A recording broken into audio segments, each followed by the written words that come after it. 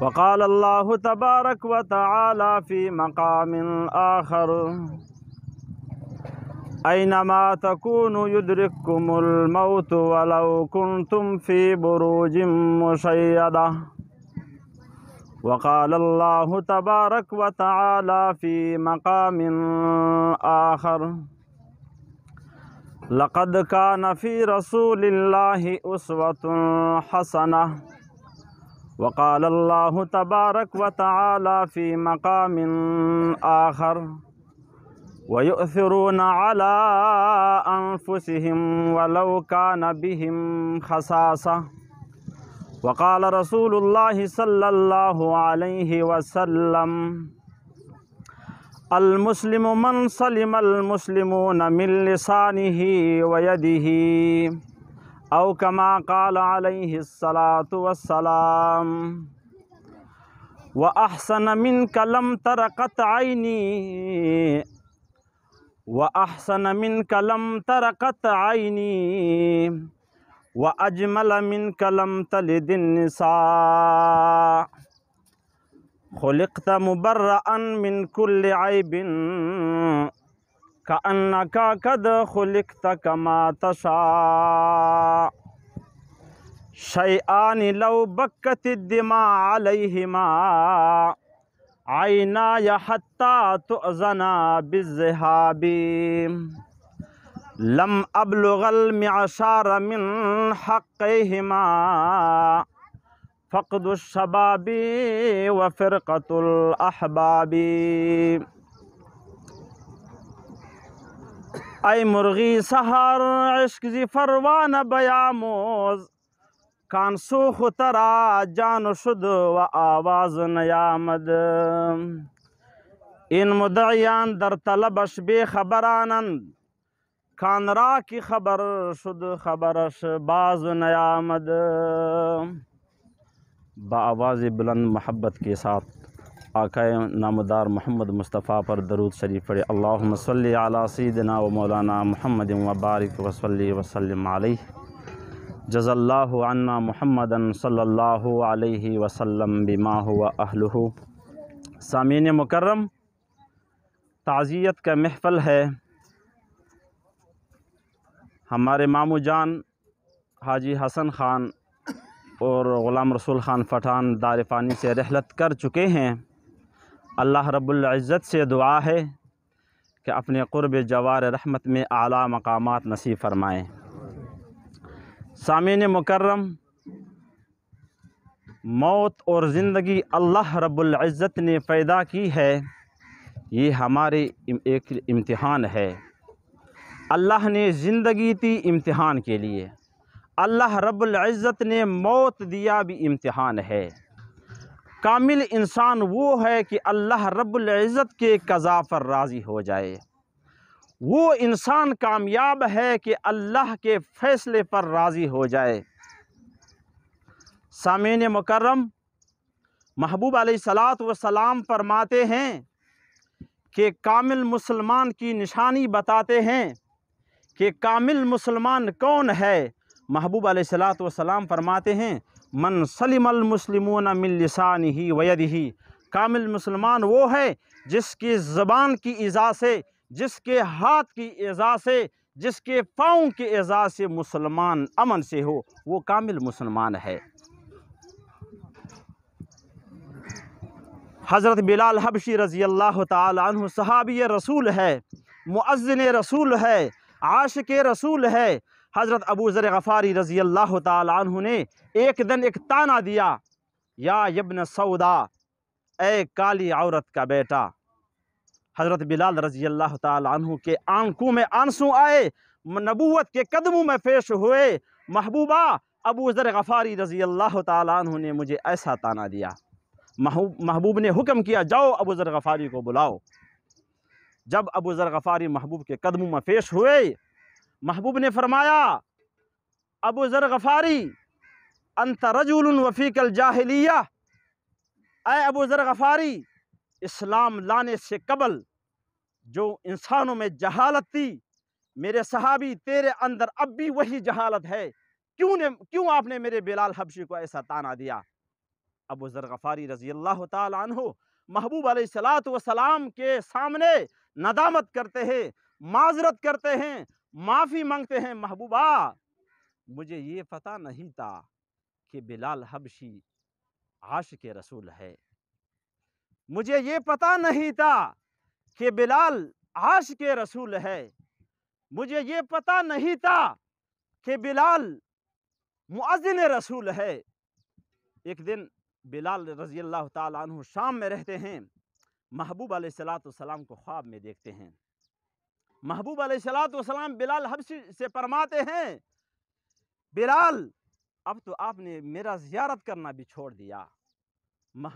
حضرت بلال حبشی کی جب آنکھیں نیند سے کھلی، اپنی سواری کا بندوبست کیا، مدینہ منورہ کے پاس تشریف لے جا رہے ہیں، اپنے سفر کا انتظام کیا، 1 مہینہ مسلسل سفر کیا۔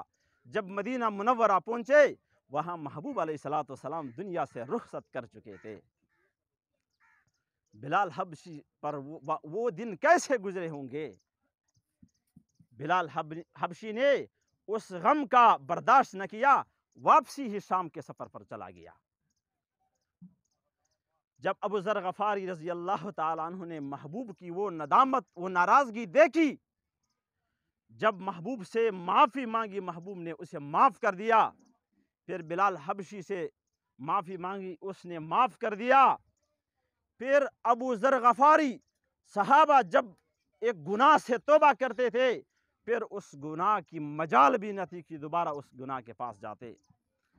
ابو ذر غفاری انسان تو برکنار، پھر کسی ہوا کے پرندے کو بھی برا بلا نہیں کہا۔ یہ صحابہ کی زندگی تھی، یہ صحابہ دین والے تھے۔ محبوب علیہ السلام فرماتے ہیں، اصحابی کالنجوم بِأَيِّهِمْ اقتدیتم اہتدیتم، میرے صحابہ ستاروں کے مانند ہے، جس کے پیچھے اقتدا کرو گے تم کامیاب ہو جاؤ گے۔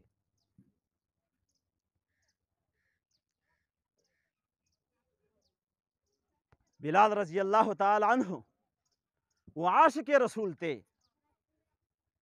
اسلام میں کوئی گورا، کوئی سیاہ، کوئی سفید کی ضرورت نہیں کہ یہ سفید انسان ہے، اسے اسلام زیادہ اس کے لیے اسلام کی زیادہ ضرورت ہے۔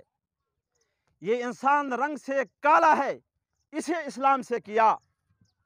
یہ انسان گورا ہے، اسے اسلام سے کیا۔ بلال حبشی رضی اللہ تعالی عنہ رنگ سے بالکل کالا سیاہ، لب ہونٹ بالکل موٹے موٹے، بال گنگریالے، بالکل چہرے پر خوبصورتی نہیں، لیکن صرف اندرونی معاملہ ٹھیک تھا۔ دل میں محبت رسول تھا، دل میں عشق رسول تھا۔ اس وجہ سے محبوب علیہ الصلوۃ والسلام فرماتے ہیں، بلال آپ کیا عمل کرتے ہیں؟ جب میں جنتوں کا نظارہ کرتا ہوں، تیرے پاؤں کی کسکساہٹ کی آواز سنتا ہوں، بلال کون سا عمل تو کرتا ہے، اس کا وجہ تو بتا۔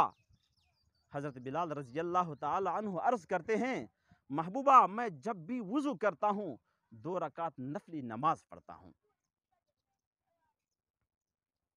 صحابہ عاشق رسول تھے، صحابہ دین والے تھے۔ محبوب علیہ الصلوۃ والسلام دعا فرماتے ہیں، اللہم اید الاسلام باحد العمرین، اللہ اسلام کی تائید 2 شخص ہے، ان دونوں میں سے ایک شخص سے اسلام کی تائید کر۔ ایک ہے عمر ابن خطاب رضی اللہ تعالی عنہ، دوسرا عمر ابن ہشام جسے ابو جہل بولتے ہیں۔ اللہ نے محبوب علیہ الصلوۃ والسلام کی یہ دعا عمر ابن خطاب رضی اللہ تعالیٰ عنہ کے بارے میں قبول کی۔ عمر وہ عمر ہے جس کے بارے میں محبوب علیہ الصلوۃ والسلام فرماتے ہیں، لو کان بعدی نبیا لکان عمر نبیا، اگر میرے بعد نبی ہوتا عمر نبی ہوتے۔ عمر وہ عمر ہے